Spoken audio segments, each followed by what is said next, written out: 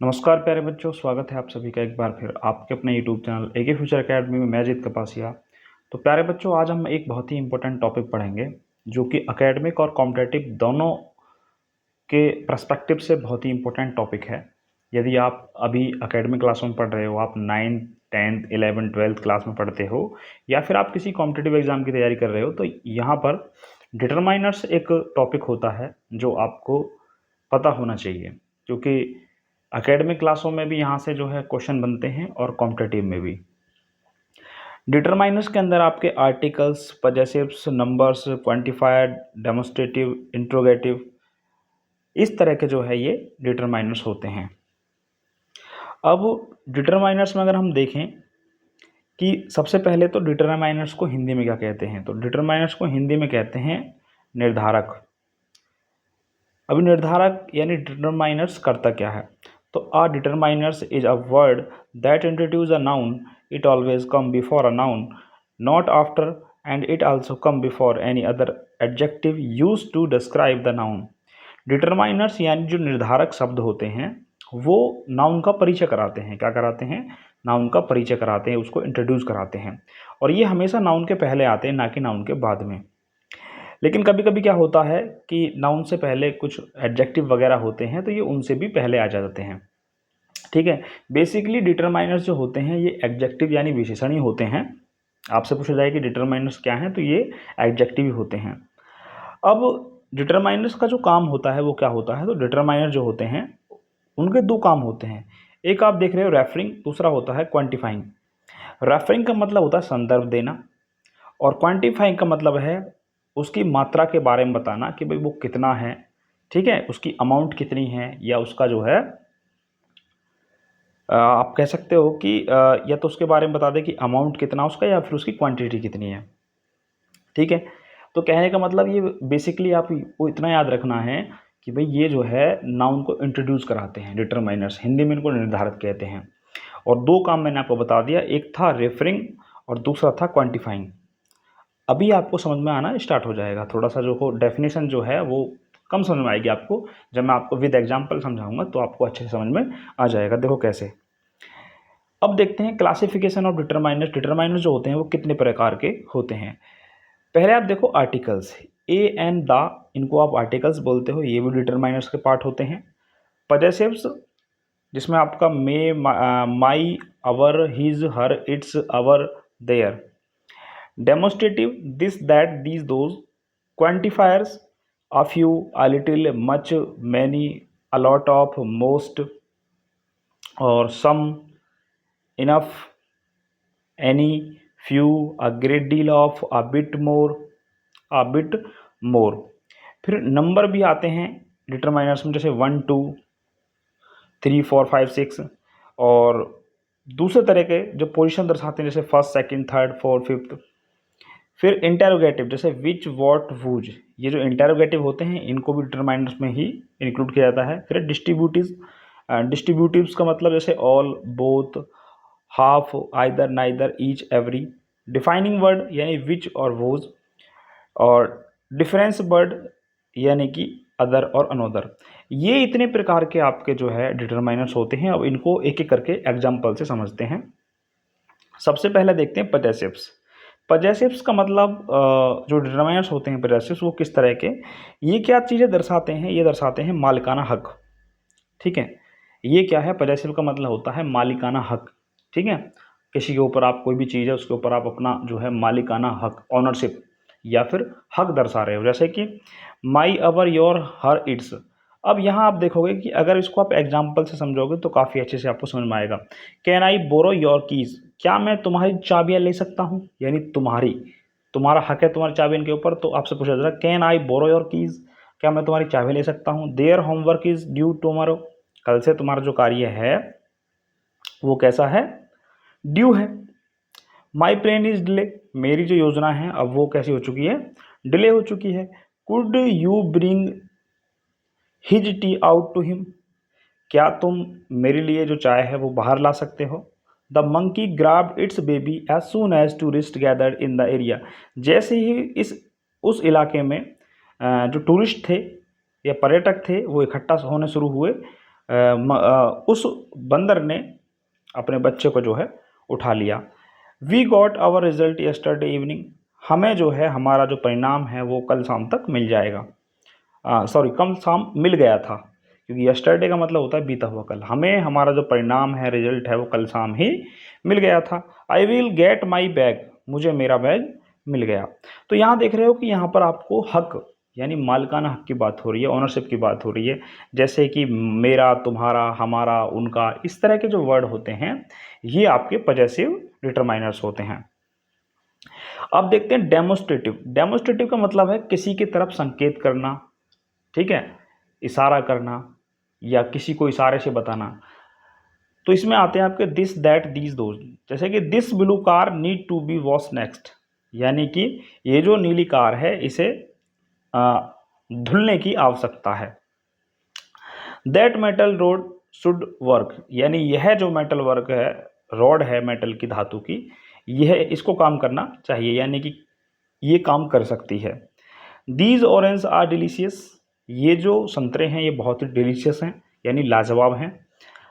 Those people were hair first, यानी वो जो हैं व्यक्ति हैं ये वो यहाँ पर पहली बार आए हैं।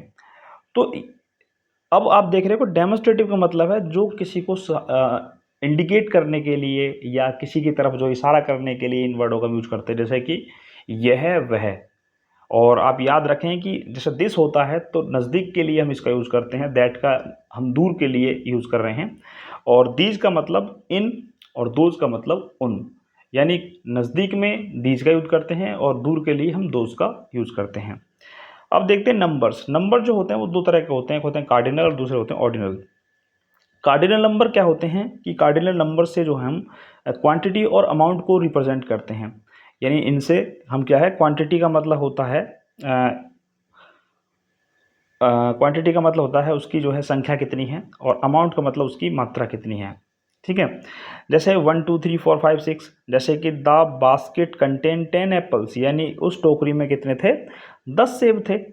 जबकि ऑर्डिनल नंबर्स रिप्रेजेंट पोजीशन और रैंक इन सीक्वेंस, यानी ऑर्डिनल नंबर्स के द्वारा हम जो है किसी की स्थिति या रैंक को जो है प्रदर्शित करते हैं सीक्वेंस से। जैसे कि सेकंड, थर्ड, फोर्थ, फिफ्थ, यानी क्रम को आप कह सकते हो कि एक तरह से हम जो है इनका ऑर्डिनल जो नंबर होते हैं इनको क्रमवाचक भी कह सकते हैं। जैसे कि फोर्थ पोजीशन आई आपकी, फिफ्थ पोजीशन आती है आपके स्कूल में, तो उनको बोलते हैं हम ऑर्डिनल नंबर। फिर इंटेरोगेटिव। इंटेरोगेटिव में आपने वॉट, विच, वूज इनके बारे में सुना है। जैसे what colour is your eyes, तुम्हारी आंखों का कौन सा रंग है। विच वे इज़ द फार्मेसी, जो वो जैकेट इज़ दिस, मतलब इनमें आप जानते हो WH फैमिली में आपने यूज़ किया होगा कि भाई वॉट माने क्या होता है, विच माने कौन सा, कौन सी, वूज माने किसका, किसकी, इस तरह से आपने सुन रखे हैं। इसके बाद आते हैं डिस्ट्रीब्यूटिव। अब डिस्ट्रीब्यूटिव का आप याद रखते हैं, डिस्ट्रीब्यूटिव का मतलब होता है किसी चीज़ का विभाजन करना, बांटना। डिस्ट्रीब्यूटिव का मतलब क्या होता है, किसी चीज़ को बांटना या डिवाइड करना, डिस्ट्रीब्यूट करना।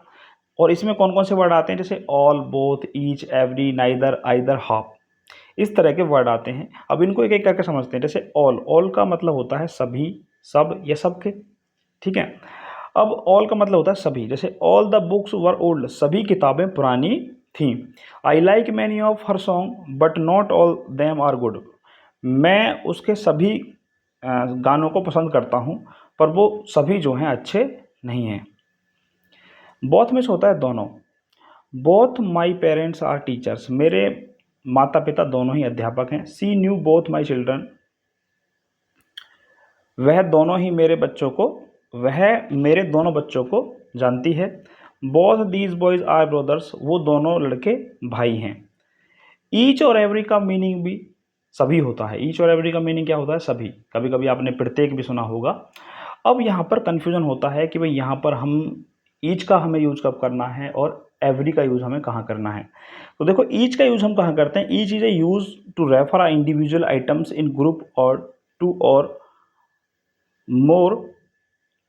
देखो ईच का यूज हम वहाँ करते हैं जब किसी इंडिविजुअल आइटम की बात हो रही हो। इंडिविजुअल का मतलब व्यक्तिगत, जब एक आइटम की बात हो रही हो और वो जो है ग्रुप में हो, या तो दो हो या दो से अधिक की बात हो, ठीक है। कोई भी इंडिविजुअल आइटम है वो या तो ग्रुप में हो या फिर दो या दो से अधिक हो। यानी वो जो आइटम है वो दो लोगों के ग्रुप में हो या दो से अधिक लोगों के ग्रुप में हो। जैसे कि each house on the street has a different number. Each house on the street has a different number, यानी इस गली में जो प्रत्येक घर है उसका अलग अलग नंबर है। फिर देखो एवरी का यूज़ हम कहाँ करते हैं, every use to refer all members of the group or of three या मोर, यानी तीन से अधिक अगर हम किसी भी ऑल मेंबर्स को दर्शा रहे हैं और वो उनकी संख्या जो है वो थ्री है या थ्री से ज़्यादा है, तब हम जो है एवरी का यूज़ करते हैं। Every house on the street look the same, यानी उस गली का जो प्रत्येक घर है वो एक जैसा दिखता है। ठीक है। Each house on the street has a different number, प्रत्येक घर का अलग अलग नंबर है। आप देख रहे हो कि सब इंडिविजुअल की बात हो रही है यहाँ पर। देखो इंडिविजुअल का मतलब अलग अलग घर की बात हो रही है यहाँ पर, तो प्रत्येक घर का अलग अलग नंबर है। यहाँ पर बोला है every house is the street of the same, यानी यहाँ पर सबके आगे जितने भी घर हैं इन सब की बात हो गई। यहाँ पर क्या है, एक एक घर की बात हो रही थी। तो जहाँ पर प्रत्येक का मतलब क्या है, अलग अलग इंडिविजुअल हम बात कर रहे हैं, अलग अलग घर की बात कर रहे हैं, तो वहाँ पर ईच का यूज करना है आपको। जहाँ पर सारे घरों की बात हम एक साथ कर रहे हैं वहाँ पर हम एवरी का यूज करते हैं।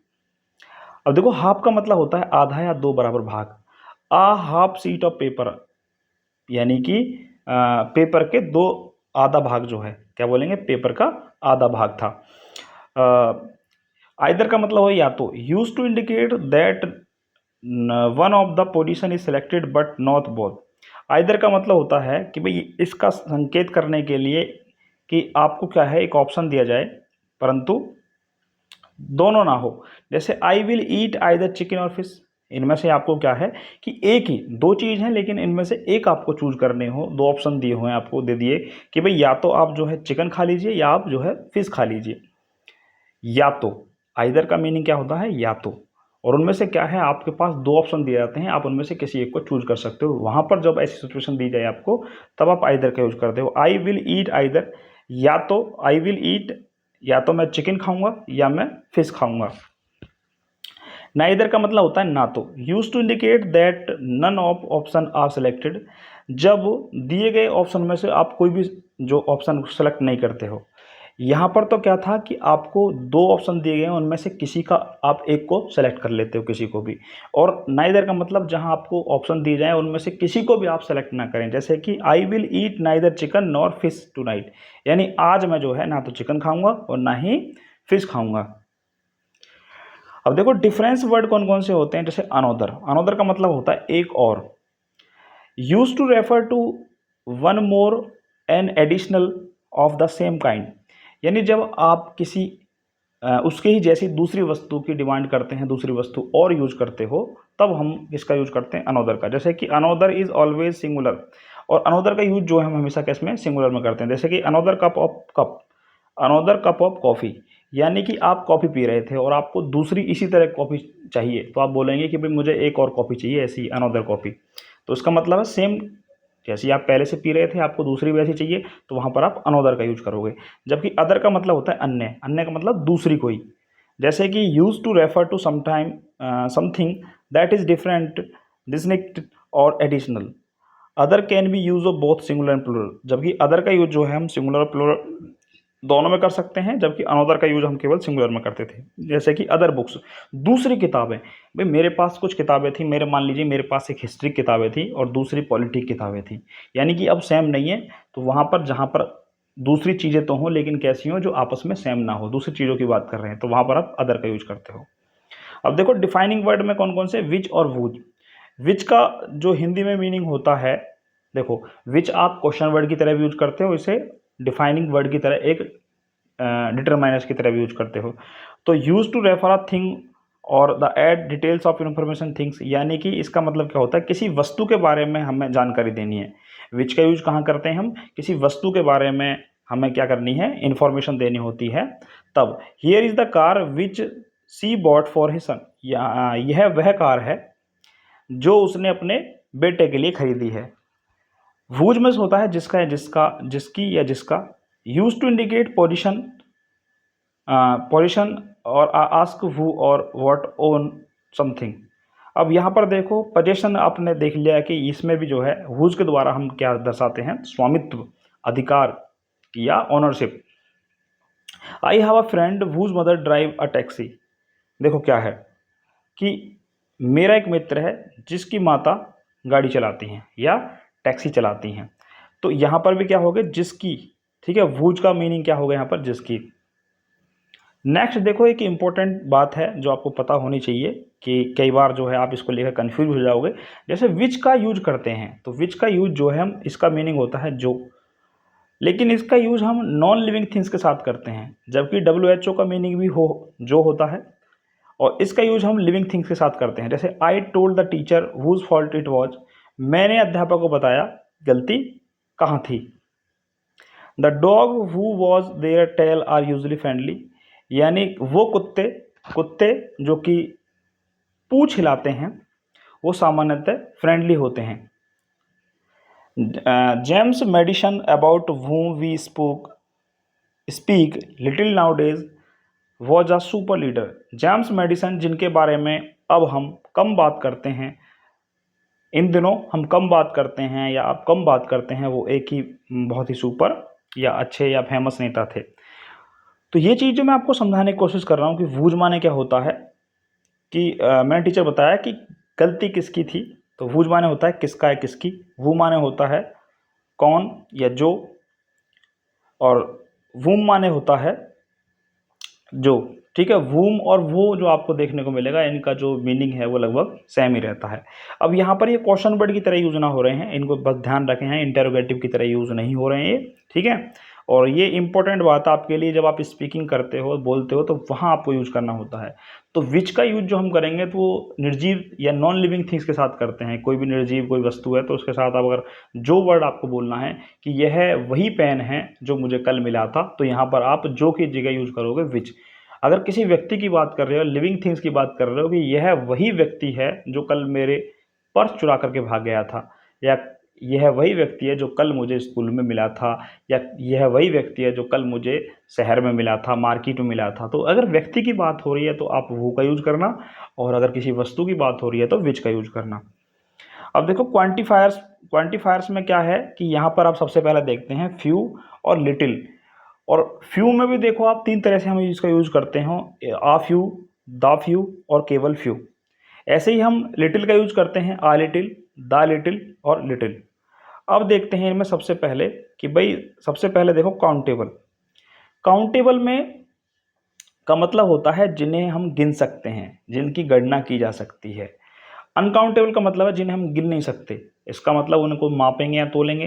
तो सबसे पहले देखते हैं आ फ्यू। आ फ्यू की मीनिंग होती है सम, यानी कि कुछ, और ऐसे ही आ लिटिल की मीनिंग भी क्या होती है, सम यानी कुछ होती है। यानी जिन चीज़ों को हम गिन सकते हैं उनके साथ हम आ फ्यू का यूज करते हैं, जिन चीज़ों को हम गिन नहीं सकते, ठीक है, ऐसी कोई चीज़ें हैं जो अनकाउंटेबल हैं, उनके साथ हम आ लिटिल का यूज करते हैं। जैसे कि Tom will be here in a few hours, कुछ समय में, कुछ ही घंटों में टॉम यहाँ पर होगा।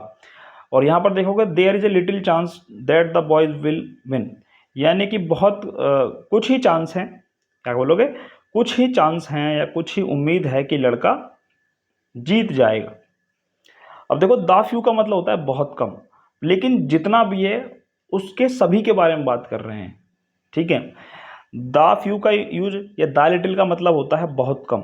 ठीक है, नॉट मैनी और नॉट मच आप कह सकते हो, लेकिन कैसा, लेकिन जो भी है उस सारे की बात करें। जैसे कि would you like to check out of the few suits I have, मेरे पास जो भी मौजूदा सूट हैं इनको आप ट्राई कर सकते हो। इसका मतलब ये हुआ कि मेरे पास बहुत कम सूट्स हैं, ठीक है, पहनने के जो सूट्स होते हैं, लेकिन जो भी हैं उन सभी को आप ट्राई कर सकते हो। यहाँ पर आप देखो द लिटिल में क्या है कि I spend the little money I had, मैंने जो है अपना सारा धन जो है वो खर्च कर दिया, मेरे पास क्या थी, बहुत कम पैसे थे जो मैंने सारा खर्च कर दिया, यानी मेरे पास जो भी पैसे थे वो मैंने खर्च कर दिया। कहने का मतलब मेरे पास पैसा बहुत कम था, लेकिन जो भी था मैंने सारा का सारा खर्च कर दिया।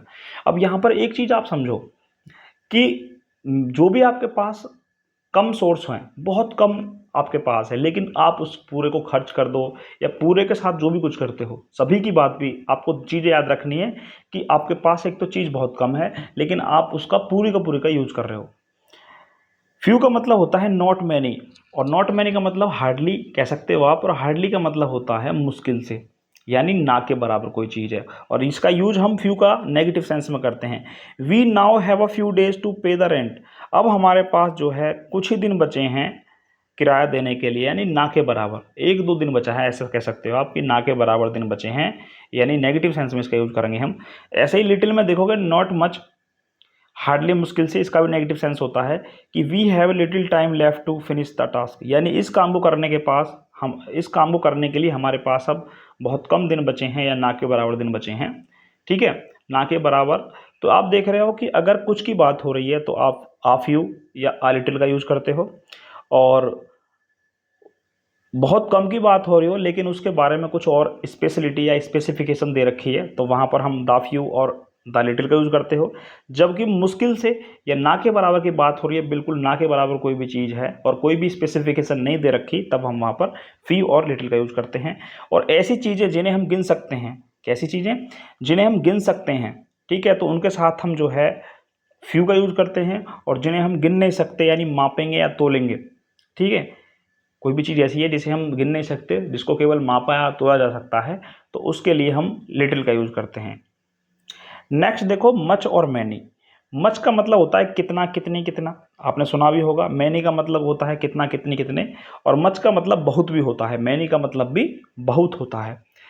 मच जो होता है ये अनकाउंटेबल होता है, और इससे हम अमाउंट बताते हैं, भाई कितनी राशि है, ठीक है। यानी अगर कोई भी ऐसी चीज़ है जिसे हम गिन नहीं सकते और उसको केवल माप सकते हैं, तोल सकते हैं, जैसे कि आपने राइस, राइस यानी कि चावल, क्या आप उनको गिनते हो या मापते हो, तोलते हो? ऐसे ही आपने juice, milk, water.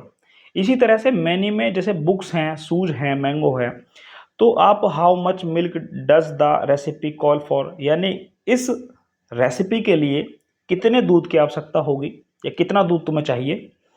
How many books did you buy, तुमने कितनी किताबें खरीदी, ठीक है, तुमने कितनी किताबें खरीदी।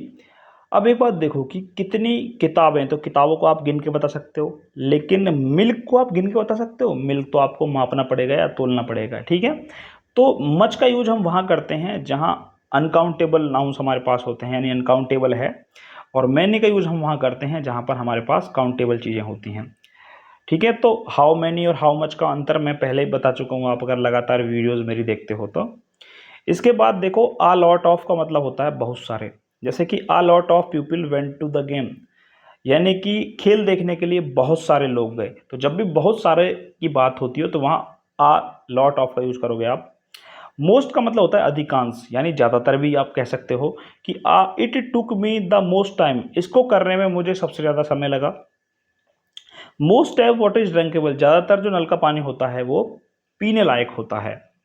सम का मीनिंग होता है कुछ, तो I bought some apples and mango, मैंने कुछ आम और कुछ सेब खरीदे। अ ग्रेट डील ऑफ का मतलब होता है बहुत सारा। He made a great deal of money, उसने बहुत सारा पैसा बनाया, ठीक है, उसने बहुत सारा पैसा बनाया या उसने बहुत सारा पैसा कमाया, ठीक है। ए बिट का मतलब होता है थोड़ा सा, और इससे हम क्वांटिटी या अमाउंट को दर्शाते हैं। देखो there is a bit of milk left, यहाँ पर थोड़ा सा ही दूध बचा है, या आप कह सकते हो थोड़ा सा ही दूध बचा है। मोर का मतलब होता है और अधिक। Only 2 more days to go, 2 दिन और बचे हैं, क्या बचे हैं? 2 दिन और बचे हैं। इनफ का मतलब होता है पर्याप्त या जितना। Is there enough room for me, क्या यह कमरा या यह जगह मेरे लिए पर्याप्त रहेगी या बहुत रहेगी। एनी का मीनिंग होता है कोई। It is very easy, any child can do it, यानी यह बहुत आसान है, इसे कोई बच्चा भी कर सकता है। कोई भी आप टास्क या वर्क दे रहे हो और उसमें आपको बता दो कि भाई ये जो काम है बहुत आसान है, इसे तो कोई बच्चा भी कर लेगा, तो वहाँ पर आप एनी का यूज कर सकते हो। यानी कि जहाँ पर इंडिकेट कर रहे हो और आपको किसी भी व्यक्ति के बारे में पता नहीं है एनी, तो वहाँ पर आप एनी का यूज कर सकते हो। नेक्स्ट है आर्टिकल्स। वैसे तो आर्टिकल जो है एक बहुत ही ब्रॉड टॉपिक है, वास्ट टॉपिक है, और इसको हम नेक्स्ट चैप्टर में या नेक्स्ट वीडियो में कह सकते हो, वहीं पर आपको इस अच्छे से डिस्क्राइब करेंगे।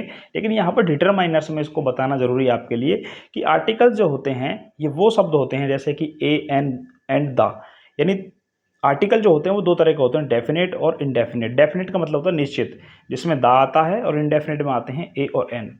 और ये भी जो है किसी वस्तु, किसी व्यक्ति या किसी स्थान के बारे में हमें ये जानकारी देते हैं कि वो स्थायी है या अस्थायी है, ठीक है।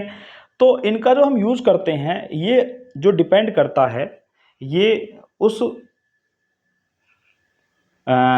मेंबर्स ऑफ ग्रुप यानी ग्रुप के सदस्य के ऊपर डिपेंड करता है या उसका जो स्पेसिफिक मेंबर है उसके ऊपर डिपेंड करता है। Article use often depend upon the context of the entire work, यानी उस संपूर्ण वर्क के संपूर्ण कार्य के ऊपर भी डिपेंड करता है। जैसे कि अगर कोई चीज़ निश्चित है, या तो आप कह दो कि उसके जैसी दुनिया में कोई दूसरी नहीं है, या कोई भी निश्चित चीज़ है तो उससे पहले हम दा का यूज करते हैं, ठीक है। और अगर कोई चीज़ अनिश्चित है और इनका जो हम यूज़ करते हैं, ए एंड दा का आपने सुना होगा, तो ये हमारे प्रोनाउंसिएशन और साउंड के ऊपर भी निर्भर करता है।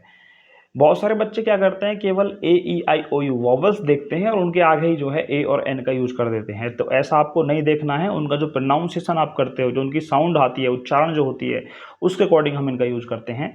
तो आर्टिकल के बारे में आपको अलग से एक वीडियो बना करके उसमें पढ़ाना पड़ेगा, समझाना पड़ेगा, क्योंकि आर्टिकल अपने आप में काफ़ी बड़ा टॉपिक है।